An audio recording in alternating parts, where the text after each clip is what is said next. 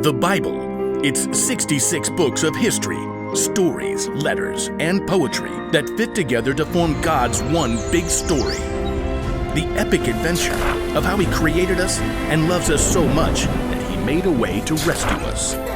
As we travel through the Bible, from Genesis to Revelation, we discover people who met God and found their lives changed forever. And now for an amazing story, inspired by the book of Matthew, chapter 26, verses 36 through 56. For months, the Jewish religious leaders had been plotting to silence Jesus. He called us pretenders, snakes! On the Sunday before Passover, Jesus entered Jerusalem to great cheers from the crowds. Blessed is the one who comes in the name of the Lord! But even as the crowd swarmed in to see what Jesus would do and say, one of Jesus' closest followers, Judas, went to the religious leaders with a very sneaky plan. What are you willing to give me if I deliver him over to you? How about a cool 30 pieces of silver? Jesus knew these plans, but he also knew that his mission was to face those who hated him and let them take him without defending himself. He prepared his closest friends for this during a Passover meal, and then afterwards led them out of the city toward the Mount of Olives. Judas had already left them. In a little while, you will no longer see me. Then after a little while, you will see me. I came from the Father and entered the world. Now I am leaving the world and going back to the Father. The air cooled as the evening darkened. This very night, you will all turn away because of me. Peter, the most outspoken of Jesus' friends, quickened his step and tightened his hand on the sword he was carrying. All the others may turn away because of you, but I never will. What I'm about to tell you is true. It will happen tonight. Before the rooster crows, you will say 3 times that you don't know me. I may have to die with you, but I will never say I don't know you. Me too. Same. By the time Jesus and his friends reached the Garden of Gethsemane, they were exhausted. Sit here while I go over there and pray. As the other disciples settled in on the cold, rough ground, Jesus took Peter, James, and John along with him to a grove of ancient olive trees. The weight of what was coming pressed down on him. My soul is very sad. I feel close to death. Stay here. Keep watch with me. We're here for you. We got this. Prayers. The 3 friends found seats among the knotted tree roots, and Jesus went on a little further. Then suddenly, he fell down on the ground, face first into the dirt. Words poured out from deep inside.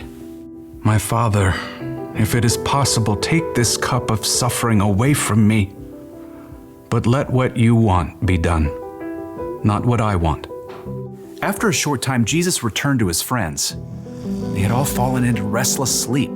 Jesus touched Peter's arm.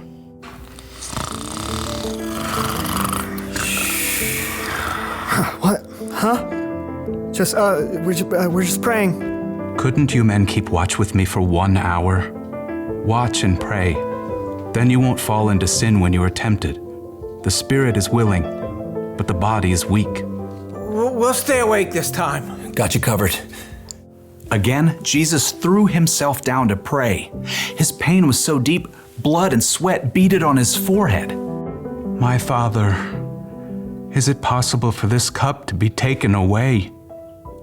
But if I must drink it, may what you want be done.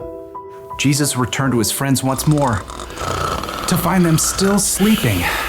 The agony in his spirit forced Jesus to lay his heart out to God once more. He prayed the desperate words again, begging God to take away what was coming, and at the same time, revealing his complete trust in God's plan. Let what you want be done, not what I want. At last, Jesus knew the time had come. He returned to find Peter, James, and John buried deep in sleep. Beyond them, his other followers slept too. Are you still sleeping and resting? The disciples struggled through a fog of sleep, blinking and yawning. Below them, torchlight showed an angry mob climbing up the hill. The men were waving swords and clubs, shouting as they came. Look, the hour has come. The Son of Man is about to be handed over to sinners. Get up, let us go, Here comes the one who is handing me over to them. Jesus' friends staggered to their feet, and Peter clutched his sword. As the mob marched closer, they could see the man in front of the mob. It was their friend Judas. Judas? What are you doing? The mob had been sent by the Jewish religious leaders. Judas had already explained to them that he would greet Jesus with a kiss, so they would know exactly which man to arrest. Greetings, teacher. Judas ignored the other disciples and went directly to Jesus, kissing him on the cheek in greeting. Jesus drew back and looked Judas directly in the face. Friend, do what you came to do. The mob surged forward as the disciples just stood there, frozen and confused. As men grabbed Jesus, Peter suddenly sprang to life, awkwardly drawing his sword. Should we use our swords? Peter didn't wait for an answer, but he struck out wildly. His blade sliced right through the ear of the high priest's servant. Oh! Stop this! Jesus touched the servant's ear. Immediately, he was healed. Put your sword back in its place. Do you think I can't ask my Father for help? He would send an army of more than 70,000 angels right away. But then how would the scriptures come true? They say it must happen in this way. Jesus turned back to the mob and the men who held him. They hovered there, uncertain, in the flickering light of their torches. Am I leading a band of armed men against you? Do you have to come out with swords and clubs to capture me? Every day I sat in the temple courtyard teaching, and you didn't arrest me. But all this has happened so that the words of the prophets would come true.